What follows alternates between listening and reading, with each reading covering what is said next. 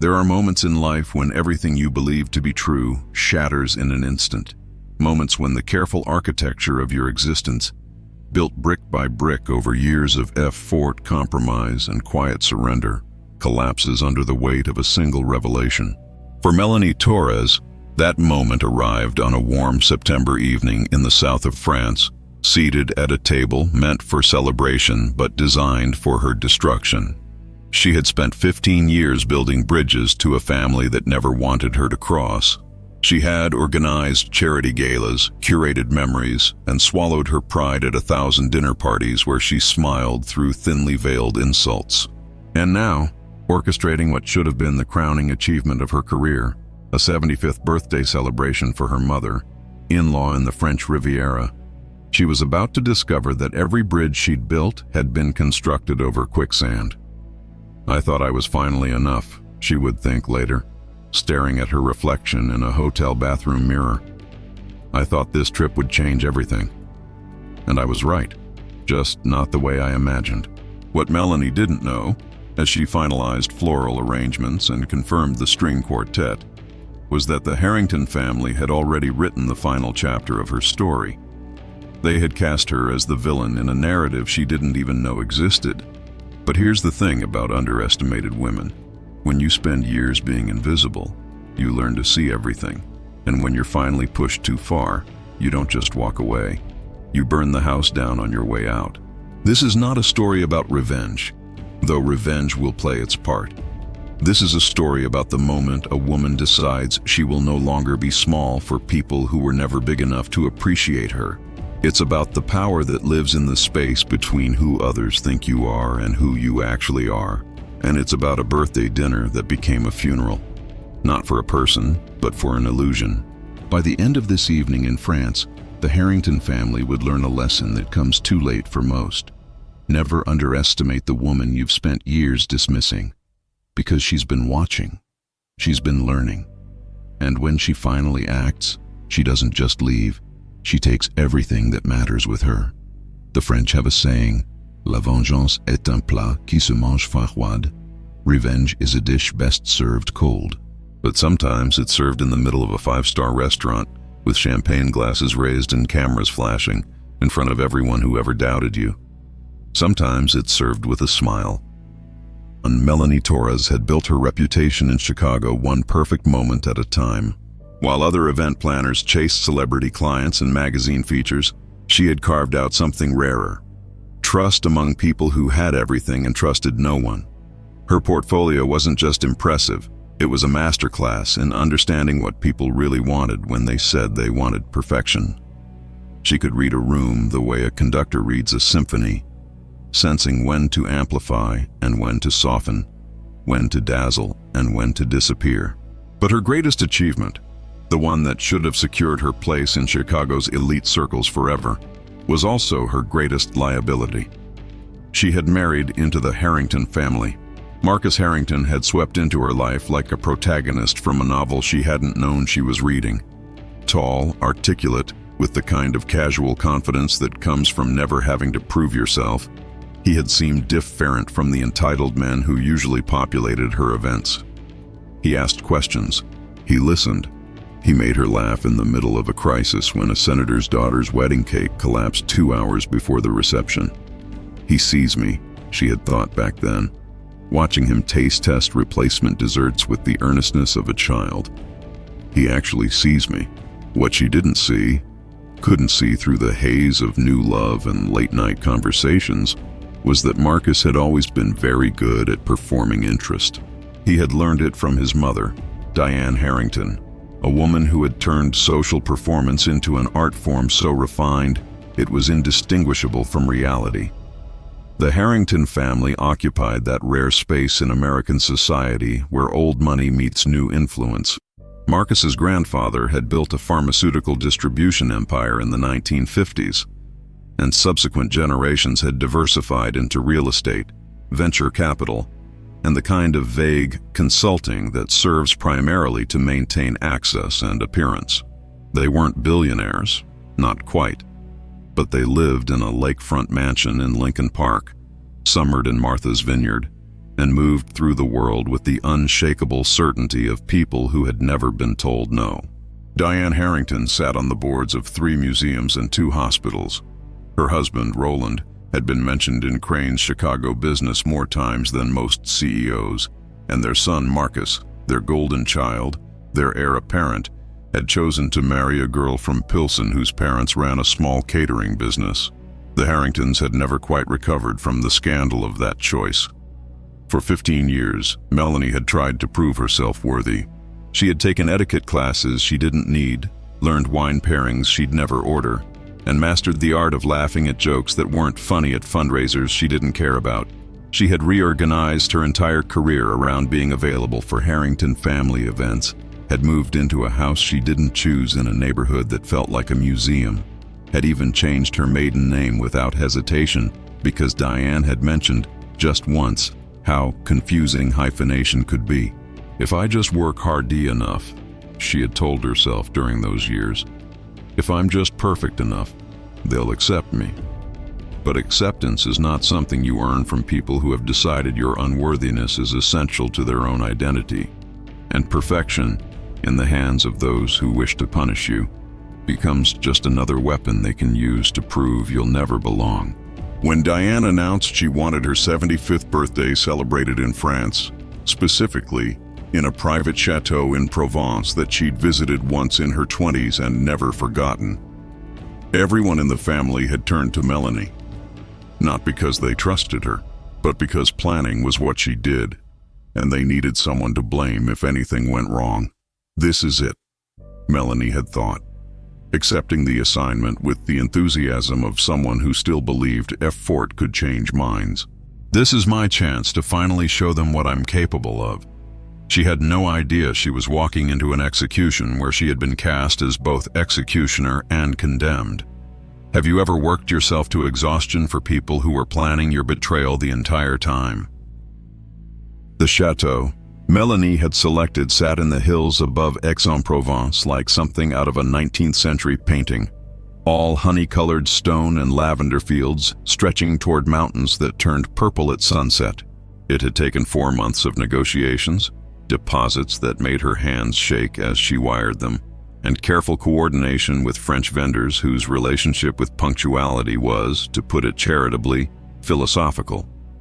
But the result was breathtaking. A private estate that could accommodate 40 guests, with a chef who had trained under Alain Ducasse, wines from nearby vineyards, and views that made even jaded travelers stop mid-sentence to stare. Melanie had poured everything she had into this celebration, not just her professional expertise, but her hope that this grand gesture might finally crack the ice that had formed around her marriage, because the truth she'd been avoiding for years was now impossible to ignore. Marcus had stopped seeing her long ago. The man who had once listened to her dreams over midnight coffee had become someone who checked his phone during dinner, who worked late with suspicious frequency, who looked through her rather than at her when they occupied the same room. Their conversation had been reduced to logistics: who would pick up dry cleaning, whether they needed milk, what time his parents expected them for Sunday brunch.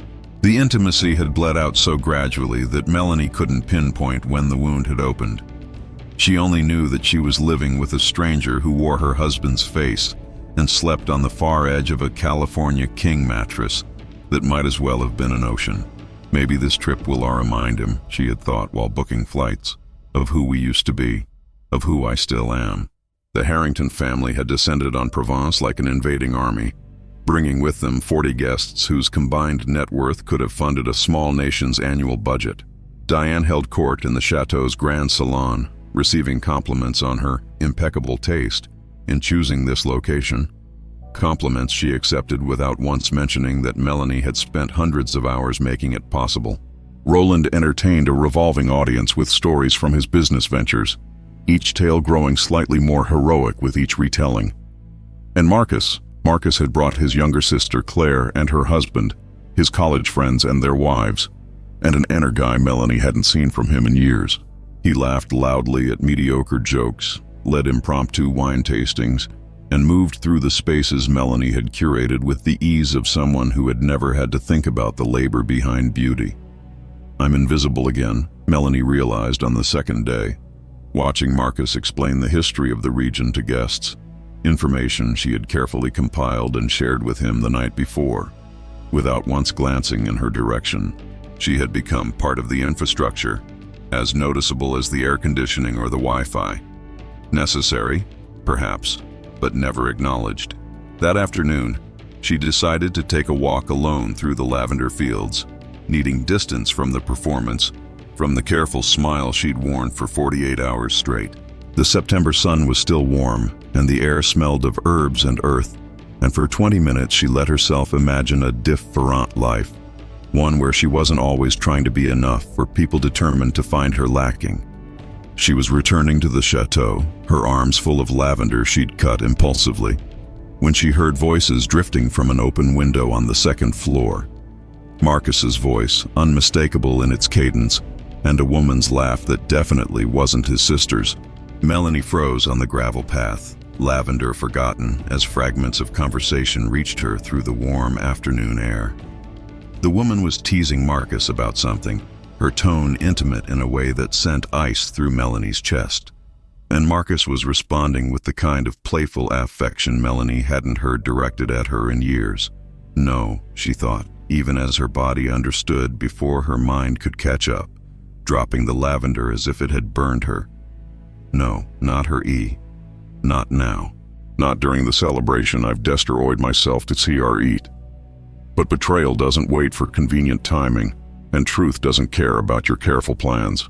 Sometimes it announces itself through an open window on a perfect afternoon, in a voice you thought you knew but suddenly realize you never understood at all. What do you do when you discover the foundation of your life has been rotting from the inside? Melanie didn't confront Marcus immediately. Years of navigating hostile social situations had taught her something valuable. Information is power, but only if you know how to use it. Instead, she climbed the narrow service stairs to the second floor, moving with the practiced invisibility she'd perfected at countless Harrington family gatherings. The voices were coming from a guest room at the end of the hall, one she had assigned to Claire and her husband. But Claire was downstairs in the kitchen. Melanie had seen her there 5 minutes ago, which meant Marcus was in that room with someone else. Someone who had every right to be there because Melanie, in her meticulous planning, had given them that right. The woman's name was Isabelle Laurent. She was supposed to be the event coordinator from the chateau, the local liaison Melanie had hired to handle French vendor relationships and last-minute logistics.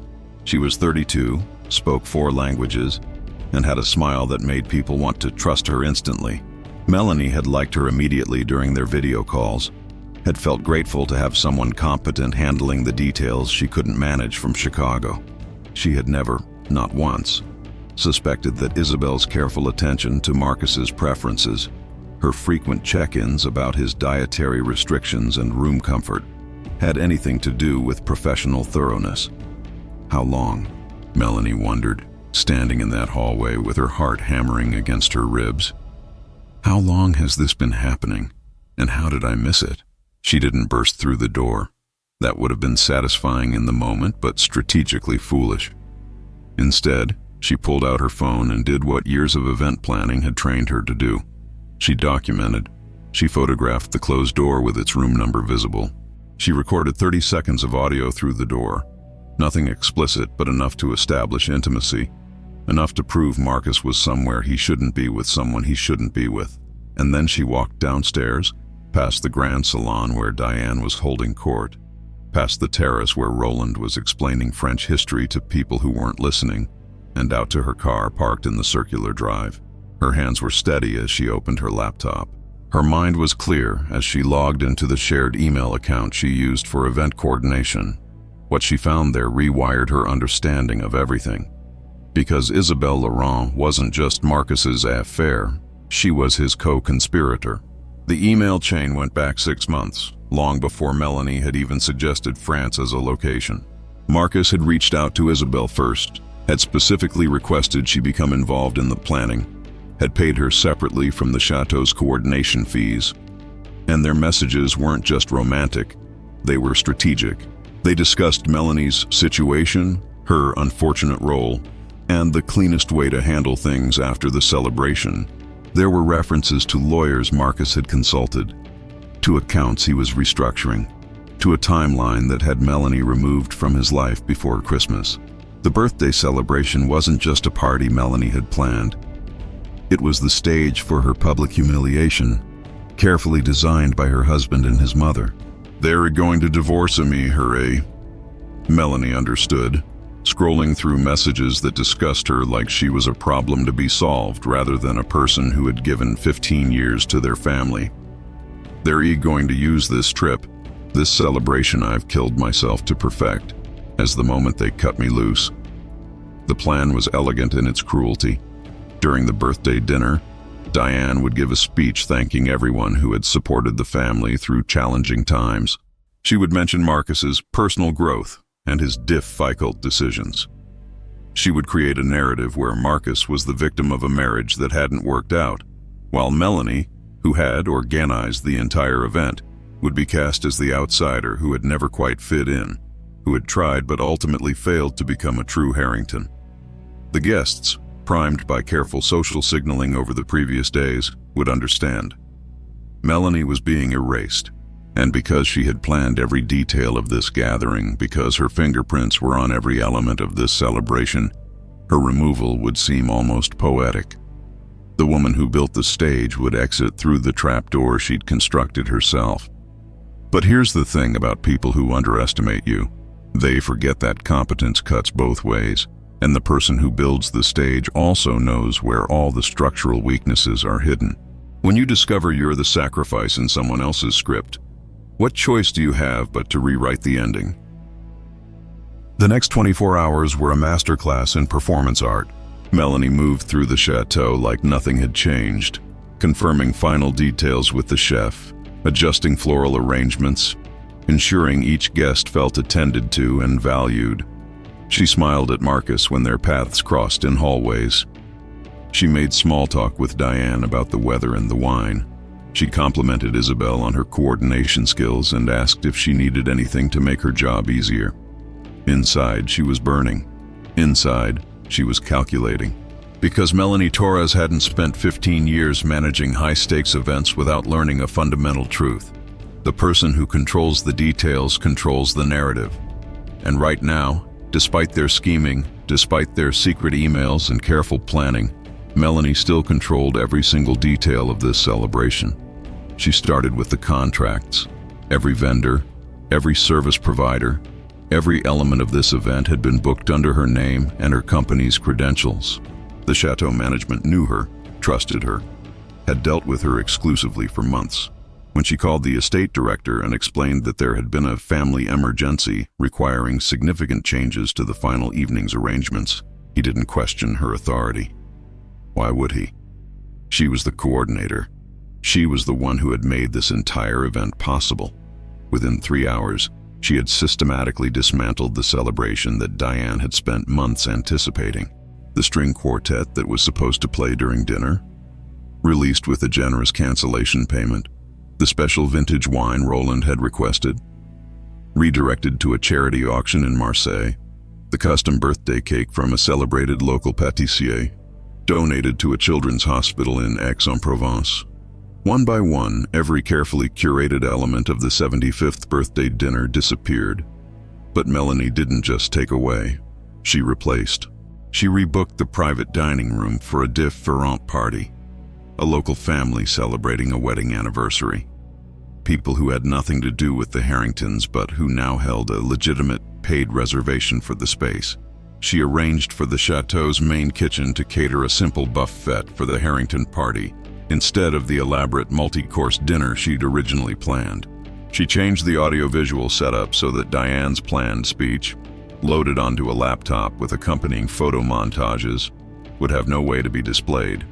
And she did all of this with the practiced efficiency of someone who had spent her entire career making impossible things happen.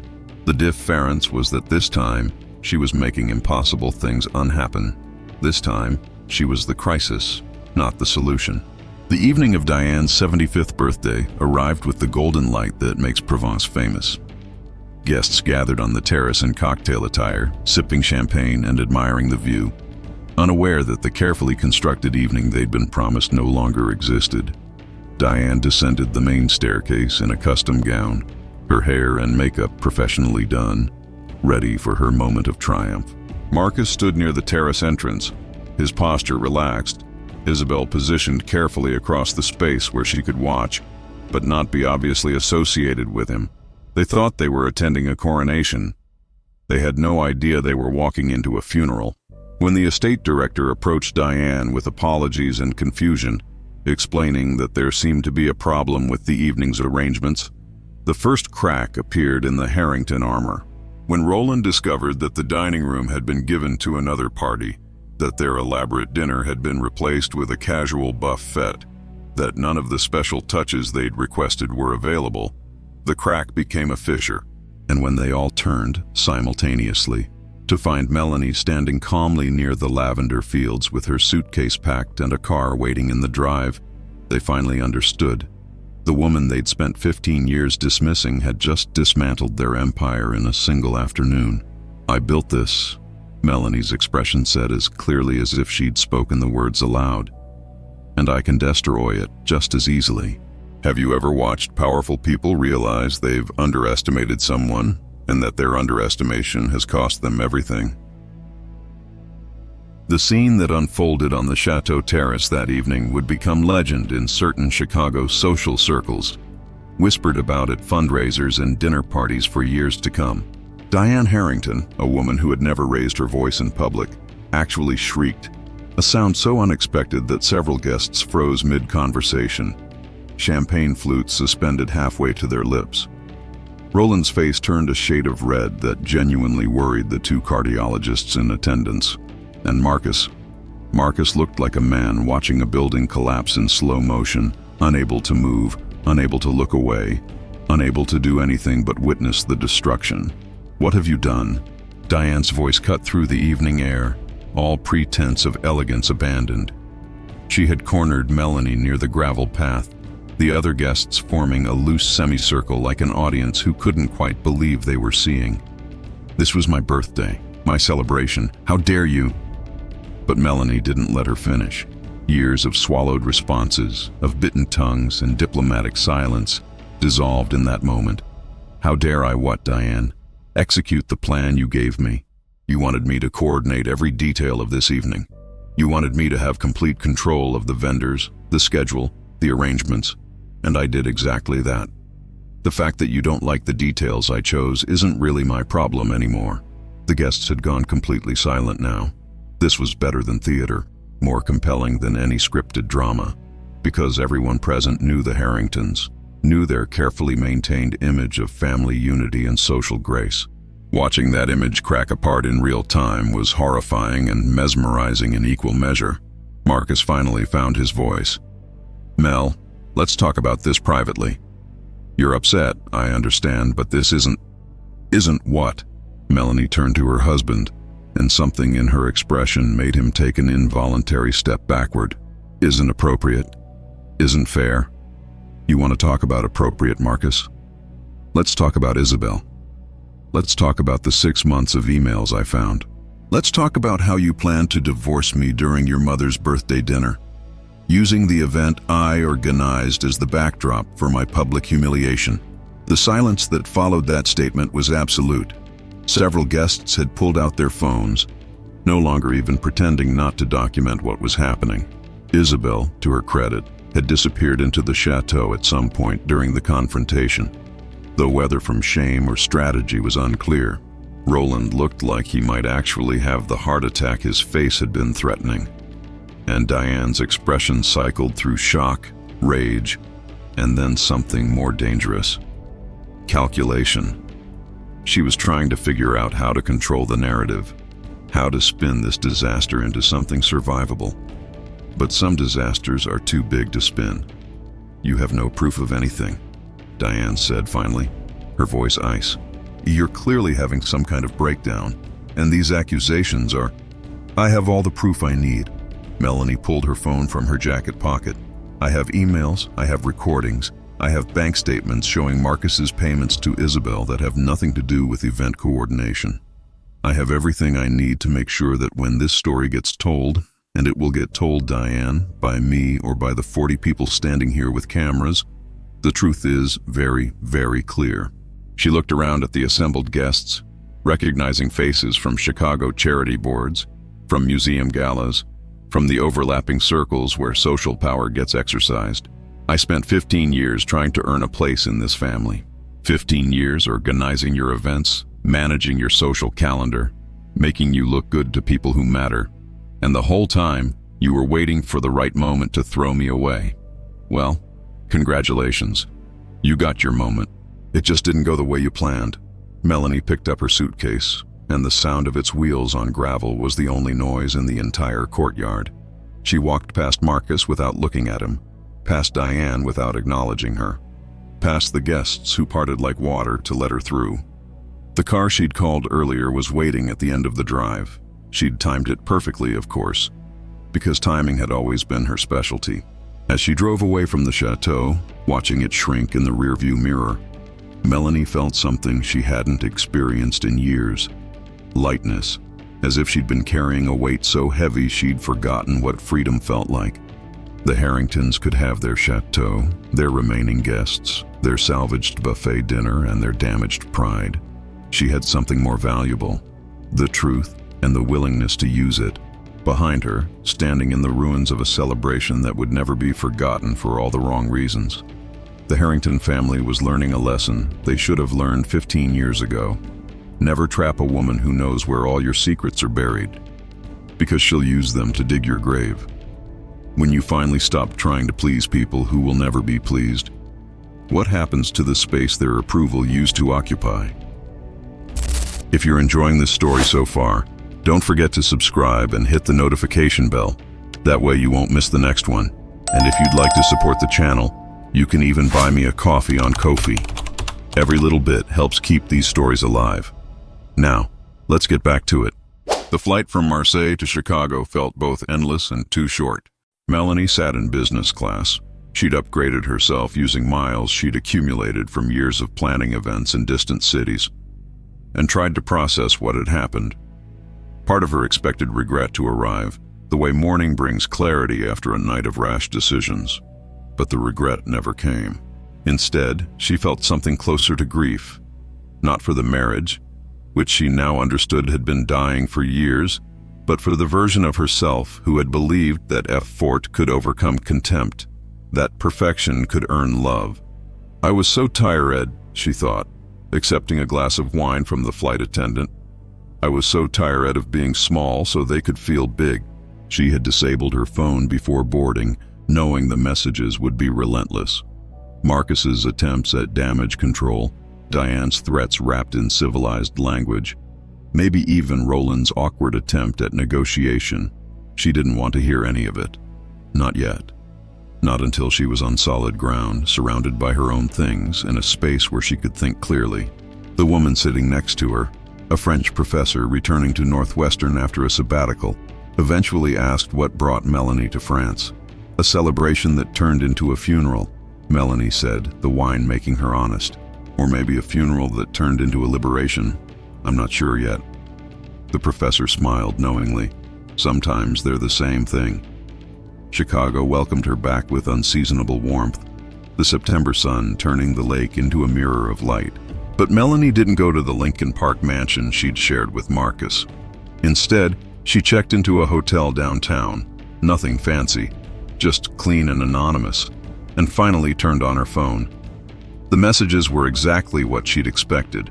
43 from Marcus, ranging from angry to pleading. 17 from Diane, each one more threatening than the last. 5 from Claire, Marcus's sister, who seemed genuinely confused about what had happened. And 1, surprisingly, from Roland. W.E. should talk before this gets more out of hand. But the message that mattered came from a number she didn't recognize. Ms. Torres, my name is Patricia Chen. I'm an attorney specializing in family law. Your situation was mentioned by a mutual friend. If you're interested in representation, I'd like to speak with you at your earliest convenience. Patricia Chen's of Vice occupied the 42nd floor of a building that overlooked the lake. All glass and steel, and the kind of quiet efficiency that suggested competence without needing to advertise it. Patricia herself was in her mid-50s, with silver hair cut in a sharp bob and eyes that missed nothing. "Let me be direct," she said, after Melanie had explained the situation over coffee that was far better than hotel coffee had any right to be. "The Harringtons are going to come at you with everything they have. They'll claim you're unstable, that you sabotaged the event out of spite, that you're trying to extort them. They'll make this ugly." "Let them," Melanie said. "I have documentation of everything." Patricia smiled, and it was the smile of someone who had seen underestimated women win before. "Then let's make sure you not only survive this divorce, let's make sure you write the terms." What Melanie didn't know, what she was about to discover through Patricia's methodical investigation, was that the Harringtons' problems went far deeper than a failed birthday party. The pharmaceutical distribution business that had built their fortune, it had been struggling for years, hemorrhaging money to competitors who had modernized while the Harringtons rested on their legacy. The real estate holdings? Over-leveraged, drowning in debt from projects that Roland had insisted on pursuing, despite advice to the contrary. The venture capital portfolio? A mess of bad bets and worse timing. The Harringtons weren't just wealthy people dealing with a family scandal. They were desperate people trying to maintain an appearance of wealth while the foundation crumbled beneath them. And Marcus's plan to divorce Melanie hadn't just been about replacing her with Isabel. It had been about cutting loose a liability before the financial collapse became public. If he was single when the family's troubles came to light, he could claim he was starting fresh. If he was married, Melanie might have claims to assets they could no longer afford to share. Patricia laid out the discovery across her desk like a prosecutor presenting evidence. Bank statements showing the systematic depletion of accounts, loan documents with increasingly desperate terms, investment reports that read like obituaries. "They're not broke yet," Patricia explained, "but they will be within 18 months if the current trajectory continues. And they know it, which means they need you to go away quietly, to sign whatever agreement they put in front of you, to disappear before you realize you have leverage." Melanie stared at the documents, understanding crystallizing with each page. They were going to make me the villain to cover up their own collapse. They were going to paint the divorce as my failure so no one would look too closely at their finances. "Exactly," Patricia said. "But now that we know what they're hiding, we can make sure the divorce agreement protects you from their debts and ensures you walk away with what you're actually owed." They thought I was the PR oblong, Melanie realized, a laugh escaping that sounded slightly unhinged even to her own ears. But I was actually the only thing holding their image together. Without her event planning skills, without her social grace, without her willingness to make them look good, the Harringtons were just another family of pretenders watching their empire crumble. And now that she'd stopped propping them up, the collapse was accelerating. What does it feel like to realize that the people who made you feel worthless needed you far more than you ever needed them? The divorce proceedings moved forward with the grim efficiency of a demolition, each hearing stripping away another layer of the illusion Melanie had lived inside for 15 years. Marcus tried the apologetic approach first, showing up at her hotel with flowers and tears, claiming Isabel had been a mistake, that he'd been confused, that they could work through this if Melanie would just be reasonable. When that failed, and it failed quickly, because Melanie had moved past the part of grief that accepts apologies, he switched to intimidation. Diane hired a legal team known for their scorched earth tactics in divorce cases. They filed motions questioning Melanie's mental stability, citing the destructive behavior in France as evidence of emotional instability. They demanded she pay the costs of the canceled celebration, claiming she'd breached her professional duties. They even tried to argue that her event planning business was partially built on Harrington family connections and should be considered a marital asset subject to division. Patricia Chen dismantled every argument with the precision of a surgeon. For the mental stability claim, she presented evidence of Marcus's affair and the documented plan to humiliate Melanie publicly, establishing that her response in France was proportional to the provocation. For the celebration costs, she proved that Melanie had acted within her authority as the designated coordinator. and that the Harringtons' displeasure with her choices didn't constitute breach of contract. And for the business claims, she demonstrated that Melanie's event planning company had existed before the marriage, had clients independent of Harrington connections, and had actually suffered from her association with the family because Melanie had turned down lucrative opportunities to remain available for family obligations. "They're not just losing," Patricia explained during a strategy session in her advice. "They're losing publicly, which is worse for people like the Harringtons. Every filing becomes part of public record. Every argument they make gets documented.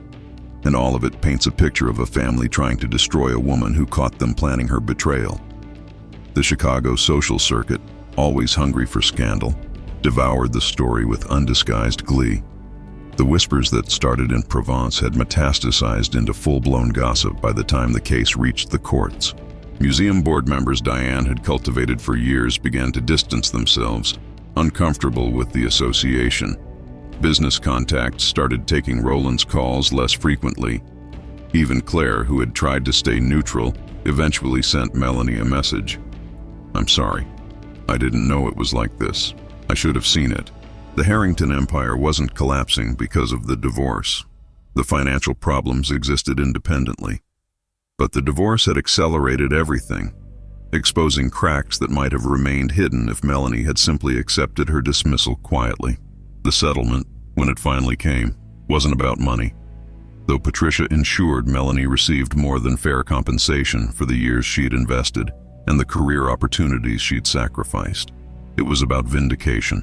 The final agreement included language explicitly stating that Marcus and his family had engaged in actions contrary to the good faith expected in marriage, legal speak that translated to, "They screwed her over, and everyone knows it." It ensured that Melanie had no responsibility for the Harrington family's existing debts or future financial troubles, and it granted her complete independence, with no non-disclosure agreements, no restrictions on her ability to discuss what had happened. The Harringtons had wanted to erase her quietly. Instead, she'd written herself into their story in ink that wouldn't fade. The day the divorce was finalized, Melanie walked out of the courthouse into October sunshine that felt like absolution. She had no family waiting to celebrate with her. Her parents had passed years ago, and she'd lost touch with most of her friends during the years of trying to be a Harrington. But Patricia was there, having cleared her afternoon to attend the hearing. "How do you feel?" the attorney asked as they walked down the courthouse steps, past reporters who were hoping for a statement neither woman would give. Melanie considered the question seriously. She'd expected to feel triumphant or vindicated or maybe just relieved. Instead, she felt something quieter and more profound. She felt real. For the first time in 15 years, she wasn't performing, wasn't calculating how her words or actions might be perceived by people determined to find her lacking. She was just herself, standing in sunshine, about to walk into a future she would define on her own terms. "I feel free," she said finally. And for the first time since France, since the lavender fields and the open window and the voice she'd thought she knew, she meant it. When you stop living for other people's approval, what remains of your identity and what grows in that space? 6 months after the divorce, Melanie sat in a coffee shop in Wicker Park, reviewing contracts for a new event, a fundraiser for a nonprofit that supported immigrant women starting small businesses in Chicago. It was smaller than the galas she used to plan for the Harringtons, less prestigious by conventional measures, but it felt more honest.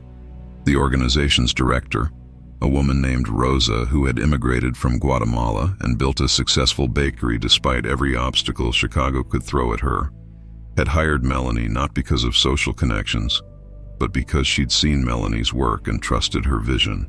There was something deeply satisfying about that, about being chosen for competence rather than convenience, about working with people who valued her rather than tolerated her. The city had changed for Melanie, or perhaps she had changed within it. She'd moved from the hotel to a small apartment in Logan Square, a neighborhood she'd never explored during her marriage, because the Harringtons considered it too ethnic, which Melanie now understood was code for too alive.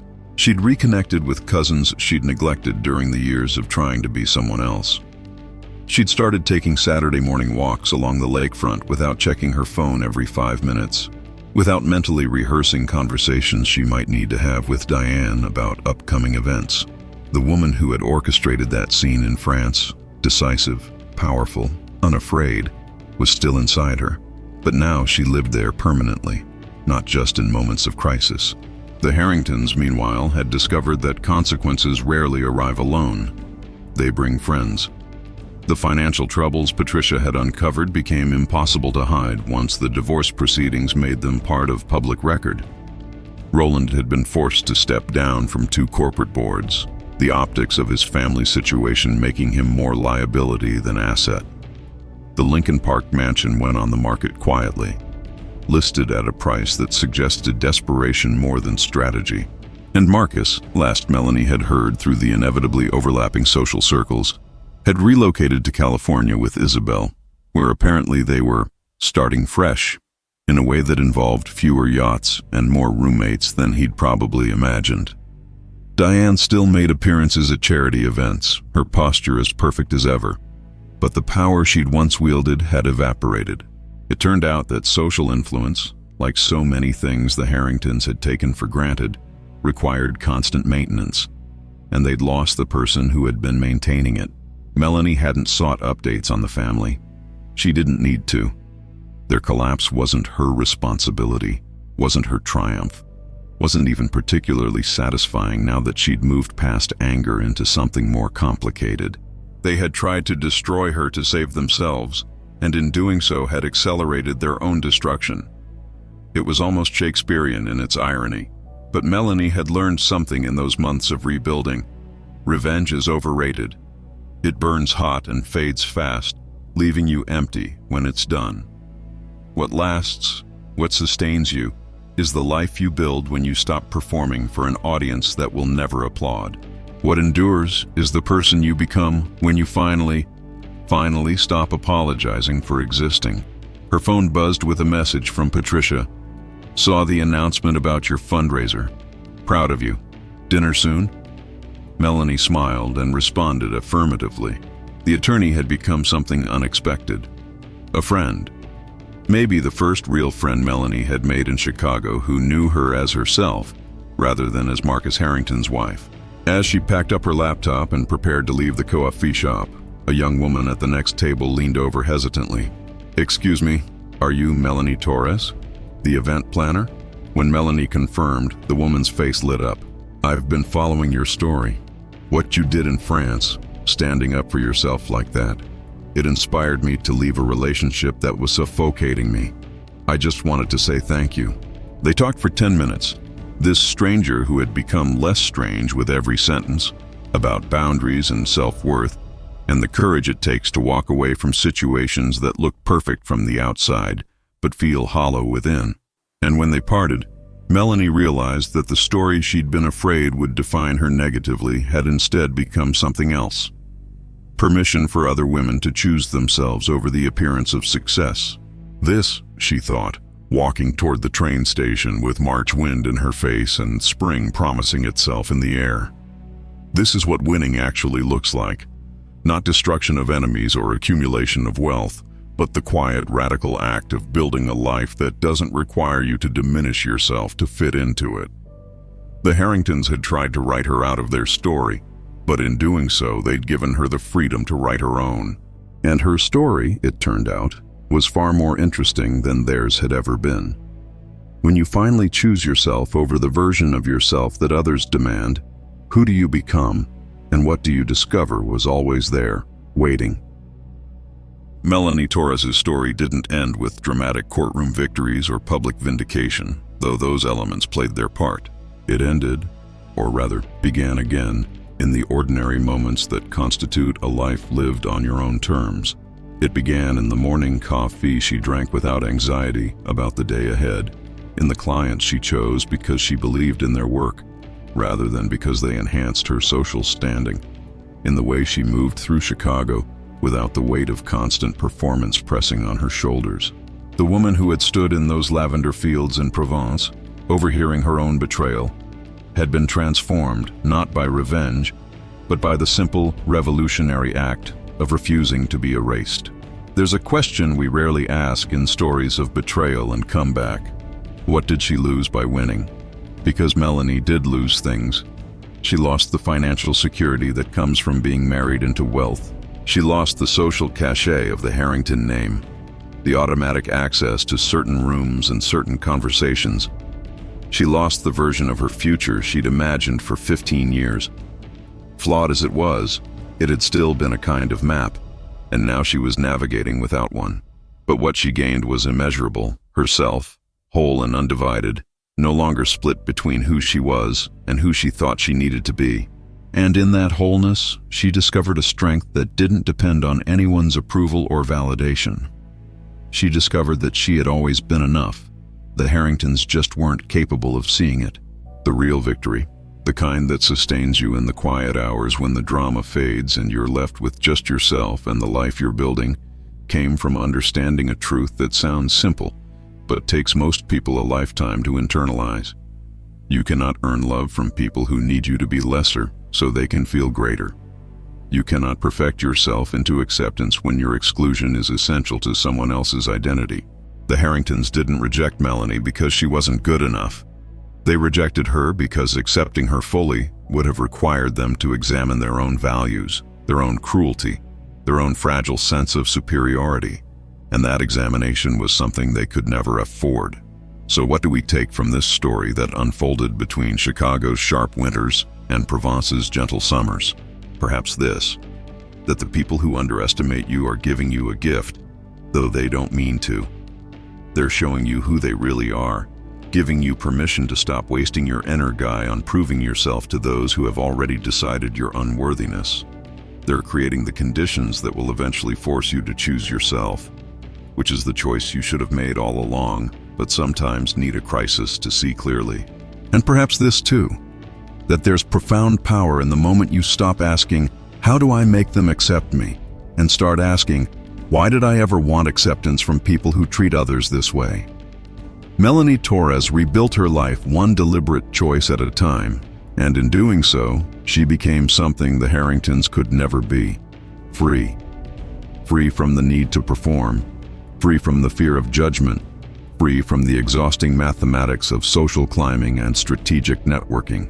She built an event planning business that reflected her values rather than her social ambitions. She developed friendships based on authenticity rather than utility. She created a life small enough to be manageable and large enough to hold joy. And in that life, she found something that had eluded her for 15 years: peace. The Harrington family's story continued without her, diminished but not destroyed, learning slowly and painfully that empires built on appearance rather than substance eventually collapse under their own weight. But that story no longer included Melanie, except as a footnote, a cautionary tale they might tell themselves about the cost of underestimating people. And Melanie, for her part, had stopped checking what became of them. She had more important things to do, like living a life that was finally, unmistakably, completely her own. So here's the question this story leaves us with. The question you should ask yourself as you navigate your own relationships and compromises and moments of choice. Are you making yourself smaller so someone else can feel bigger? Are you perfecting yourself for an audience that will never be satisfied? And if the answer is yes, if you recognize even a shadow of yourself in Melanie's 15-year performance, then the real question becomes, what are you waiting for? Because the life you're supposed to be living, the one where you don't have to earn the right to exist fully and authentically, is waiting just beyond the moment you finally choose yourself. It's waiting in the space you create when you stop apologizing for being exactly who you are. It's waiting for you to be brave enough to claim it. What will you do with that knowledge? Thank you so much for staying with me until the very end of this story. If it touched you or made you think about life in a different way, don't keep it just for yourself. Share it with someone who might need to hear this too. And if you truly want to support this channel, please subscribe, turn on the notification bell so you never miss a new story, and leave your thoughts in the comments below. I love reading what you have to say. And finally, If you really enjoyed it and want to help keep these stories alive, consider buying me a simple coffee on Ko-fi. Even the smallest gesture makes a big difference and helps us bring more stories like this to you. Thank you, and see you in the next one.